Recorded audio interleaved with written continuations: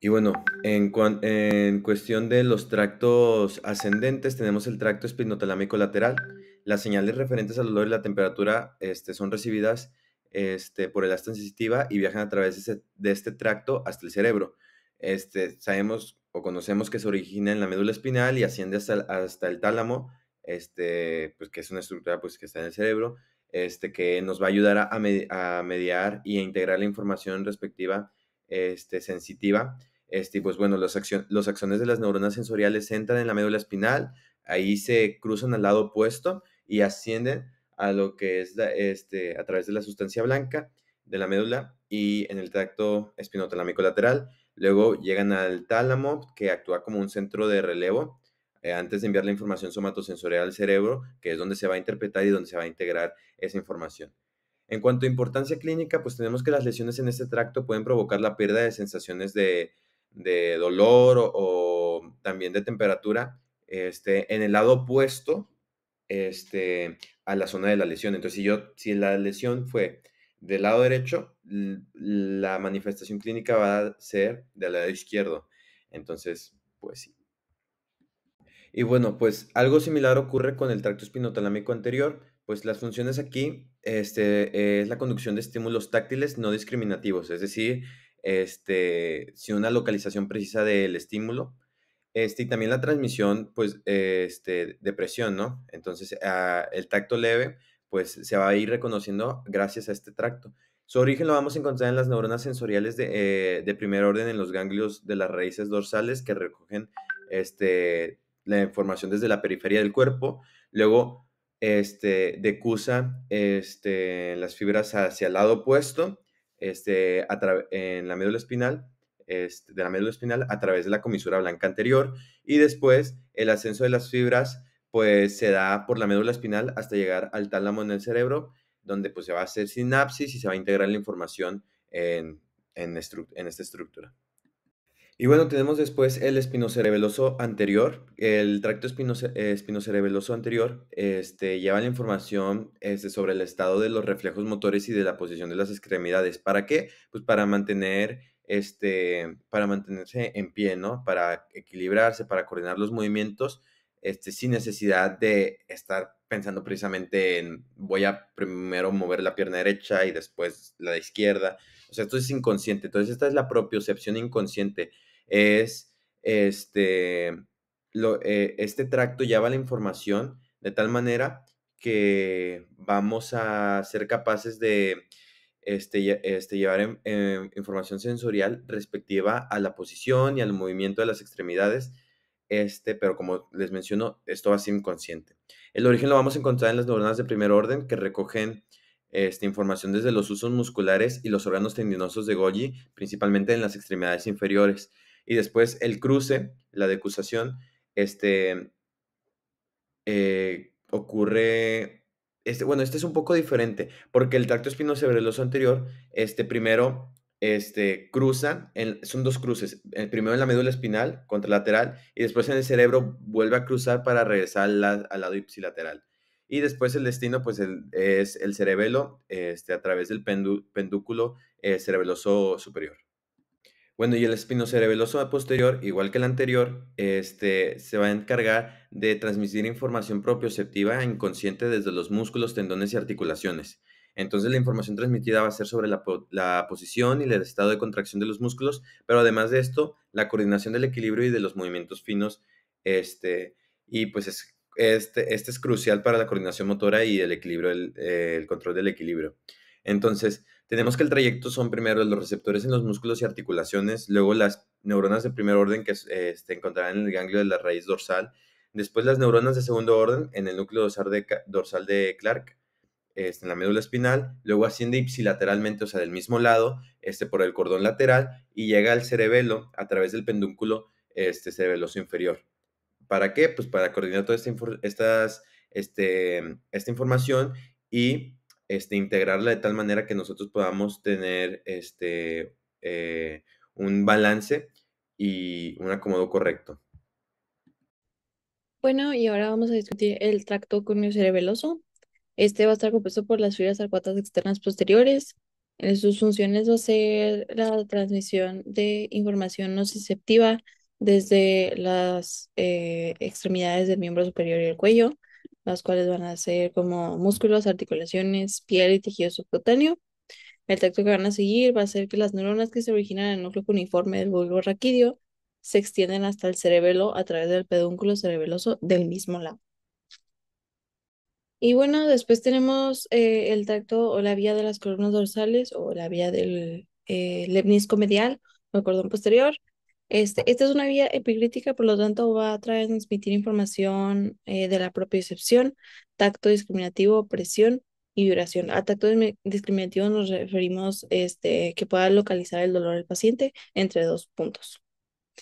Y luego, pues la vía que va a seguir va a ser que las neuronas de primer orden se van a encontrar, los cuerpos se van a encontrar en el ganglio de la raíz dorsal y desde ahí va a transportar la información hacia el cordón posterior de la médula espinal, donde van a hacer sinapsis con las neuronas de segundo orden.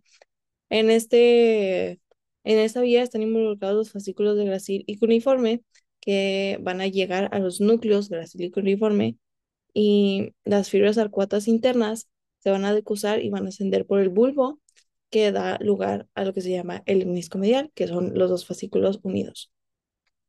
La decusación del lemnisco medial asciende por el túbulo raquídeo y hacen sinapsis con las neuronas de tercer orden que se van a encontrar en el tálamo, en el núcleo ventral posterolateral. Y ya las neuronas de tercer orden van a salir de este núcleo y van a ir hacia van a pasar por la cápsula interna y la corona radiada para terminar en el giro postcentral. Y bueno, esta vía va a tener diferentes tipos de fibras de primer orden, ya que las fibras de las neuronas de primer orden van a dividirse en ascendentes y descendentes. Las ascendentes van a seguir la vía ya explicada en la slide pasada. Sin embargo, las descendentes van a dar lugar a los ramos colaterales que están involucrados en los reflejos intersegmentarios. Y bueno, después tenemos el tracto espino-olivar que se va a encargar de mandar información sensitiva al cerebelo y este tipo de información va a ser los impulsos cutáneos y propioceptivos, por lo que proporciona una vía indirecta para la información aparente que llega hacia el cerebelo. Luego, los impulsos van a ser transmitidos a la médula y otra vez los cuerpos neuronales de las neuronas van a estar en el ganglio de la raíz dorsal y de ahí van a mandar los impulsos a la médula espinal. Sin embargo, estas neuronas van a hacer sinapsis hasta las neuronas ubicadas en el núcleo olivar inferior, que está justo por debajo del puente en el bulbo raquídeo. Y después se van a decusar a través de la línea media y van a llegar al cerebelo mediante el pedúnculo cerebeloso inferior.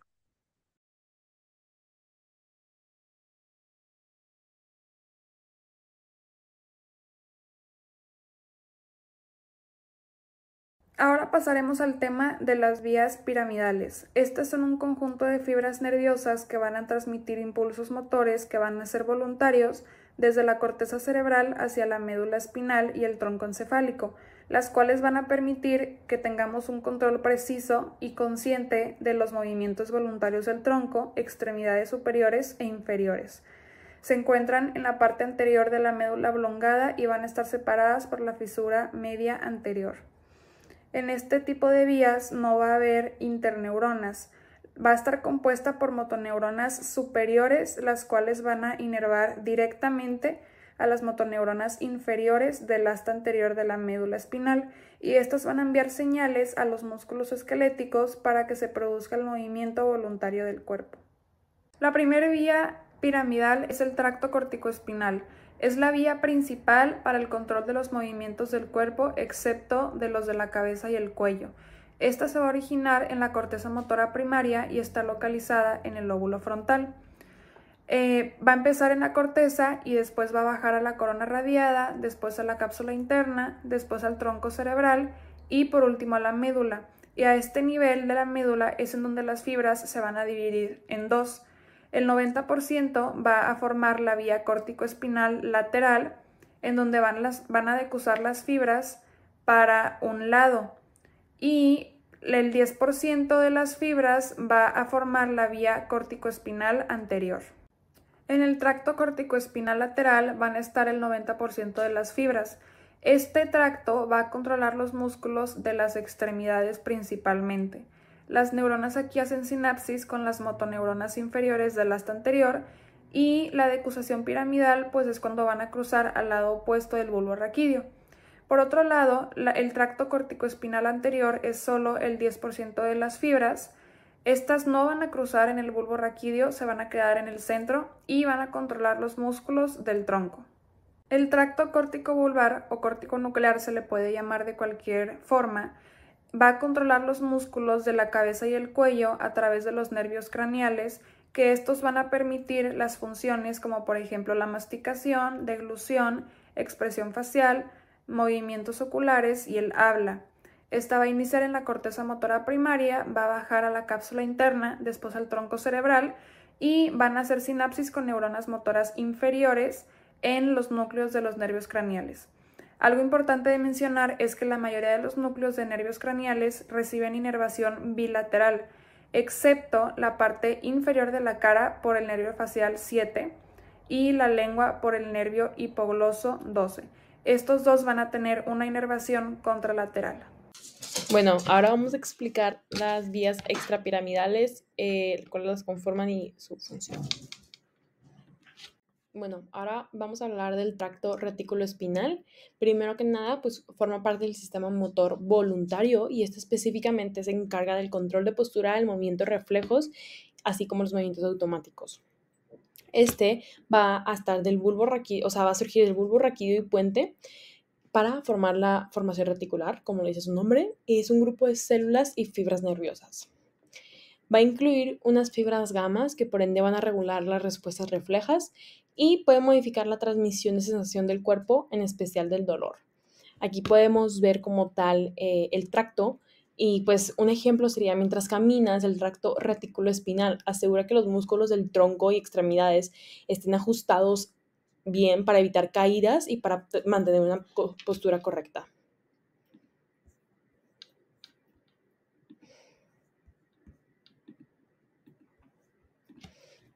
Este tracto tiene como que dos vías, que va a ser la medial y la lateral. En la medial, esta pues va a ser desde el puente, se van a enviar las fibras de médula, las cuales no se van a cruzar. Estas específicamente son descendientes por cordón anterior y se van a encargar del control de los músculos extensores y la facilidad de la actividad motora. Por otro lado, el lateral va a ser también desde las médulas, se van a enviar las fibras que pueden o no cruzarse, o sea, en algunos casos sí, a veces no, y pues estas van a descender por el cordón lateral, y estas se van a encargar de inhibir el control de los músculos flexores, para que de esta forma se pueda hacer la extensión de un músculo mientras se inhibe la flexión del otro. Ok, proseguimos con el tracto tectoespinal. Este va a recibir entradas provenientes del ojo, o sea, se va a involucrar el reflejo que mueve la cabeza, y esto se va a dar debido a una orientación a estímulos tanto visuales como auditivos. Va a provenir del colículo superior en el techo del mesencéfalo y va a surgir por el cordón ventral blanco. ¿Qué identifica este tracto? Va a ser que gracias a un estímulo auditivo o visual va a ser el giro de la cabeza, o sea, cuando te hablan o así, tú giras la cabeza, eso es como que el tracto. O si te lanzan algo, cierras los ojos y esto se hace por el tracto, lo cual también permite que mantengas postura y no te caigas. Ok, si hablamos más específico de este tracto, pues las fibras se cruzan después de su origen y posterior a su origen. Van a descender por el tronco cerca del fascículo longitudinal medial, y pues va a descender por el cordón blanco anterior de la médula, y sus fibras llegan hasta la asta gris anterior de los segmentos cervicales. Y bueno, ya por último tenemos el tracto vestibuloespinal, que este va a formar parte del sistema del control de postura y a mantener el balance. Los núcleos vestibulares están en el bulbo raquídeo y en la protuberancia por debajo del cuarto ventrículo, y pues estos núcleos van a recibir las fibras aferentes del oído interno, o sea, del par craneal 8, que es el vestíbulo coclear, para pues que llegue esa información sobre tanto posición y movimiento de cabeza, para de esta forma hacer el ajuste de tono muscular y el control de equilibrio corporal. ¿Qué va a suceder también en este tracto? Bueno, se va a mandar información excitatoria a las neuronas motoras inferiores de los músculos extensores, Y pues un ejemplo podría ser, si pierdes ligeramente el equilibrio, este tracto va a activar los músculos extensores para evitar una caída. O sea, si tú te tropiezas con algo y pierdes ese equilibrio, tus músculos extensores, debido a este tracto, van a evitar pues, que te caigas. Bueno, tenemos el tracto vestibuloespinal medial y el vestibuloespinal lateral. El vestibuloespinal medial se origina en el núcleo vestibular medio y pasa bilateralmente por el tallo cerebral. Se divide en dos y no cubre toda la médula espinal. Puede o no cruzarse hasta los niveles cervicales. Por otro lado, el tracto vestibuloespinal lateral se origina en el núcleo vestibular lateral y desciende sin cruzar por el bulbo raquídeo y por la médula espinal. Hace sinapsis con las interneuronas del cuerno anterior de la médula e inerva los músculos posteriores y cubre todos los niveles de la médula espinal. El tracto rubroespinal ocasiona la excitación de músculos flexores y la inhibición de músculos extensores. Este tracto sale del núcleo rojo ubicado en el tegmento del mesencéfalo al nivel del colículo superior. Tiene el control involuntario del músculo esquelético con respecto a tono de postura y las neuronas del núcleo rojo reciben impulsos aferentes a través de conexiones con la corteza cerebral y el cerebelo. Los axones en el núcleo van a cruzar la línea media por el núcleo rojo. Estos descienden por la protuberancia y bulbo para entrar al cordón blanco lateral de la médula espinal. Las fibras terminales van a hacer sinapsis con neuronas en el asta gris anterior del mesencéfalo. Esta es una vía indirecta importante por la cual la corteza cerebral y el cerebelo pueden influir en la actividad de las neuronas motoras alfa y gamma de esta médula espinal. Ahora, el fascículo longitudinal medial surge de los núcleos vestibulares en el tallo. Este desciende junto al tracto tectoespinal y se entremezcla con él. Algunas fibras llegan a la parte cervical de la médula espinal y las fibras terminan en interneuronas de la sustancia gris ventral. Ahora, este fascículo tiene las funciones de coordinar movimientos de la cabeza y ojos y ayuda a mantener el equilibrio y la orientación espacial. Bueno, ahora las fibras descendentes autónomas se originan en los centros superiores del sistema nervioso central, específicamente corteza cerebral, hipotálamo, complejo amigdalino y formación reticular. Se proyectan en las neuronas simpáticas preganglionares en la médula espinal y neuronas parasimpáticas preganglionares en los segmentos sacros.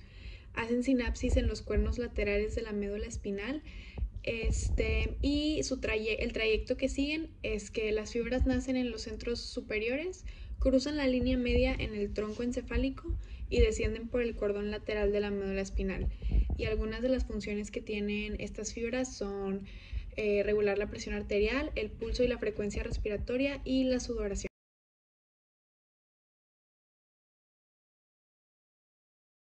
Bueno, ¿qué son los haces? Los haces son un conjunto de axones que forman una estructura que permite que se comuniquen las señales eléctricas en el sistema nervioso. En el sistema nervioso central se encuentran en la médula espinal y en el tronco encefálico, mientras que en el sistema nervioso periférico se encuentran en los nervios periféricos. Bueno, y como estábamos diciendo, los haces se encuentran en todo el sistema nervioso, por lo que vamos a hablar de tres muy importantes. El primero es el cuerpo calloso. El cuerpo calloso es un gran haz de fibras mielinizadas y no mielinizadas. Este es la principal cosa que conecta ambos hemisferios cerebrales, por lo que esto permite que se integre la actividad de ambos hemisferios y que permite la comunicación entre estos. También este cuerpo calloso permite que se conecten las contrapartes de la corteza cerebral. ¿Esto a qué se refiere? Ok, pues si tenemos ciertas neuronas aquí, sus fibras se van al cuerpo calloso que permiten que se estén comunicando con el lado opuesto del cerebro. Después tenemos la comisura anterior. Esta también nos permite unir y transmitir información de ambos lados del cerebro y tiene dos sistemas, el interbulbar y el intertemporal. ¿Cuál es el propósito del interbulbar? Une ambos núcleos olfatorios anteriores cerca de los bulbos olfatorios, por lo que nos permite integrar información olfativa. Y está después también el sistema intertemporal que conecta los dos lóbulos temporales. Entonces, este nos permite transmitir información del lóbulo temporal izquierdo al derecho. Después tenemos la comisura del fornix. Esta es muy importante, es un conjunto variable de fibras transversales que conectan los dos pilares del fornix. El fornix es la principal vía aferente del hipocampo y nos ayuda mucho en lo que viene siendo la memoria episódica y en la cognición.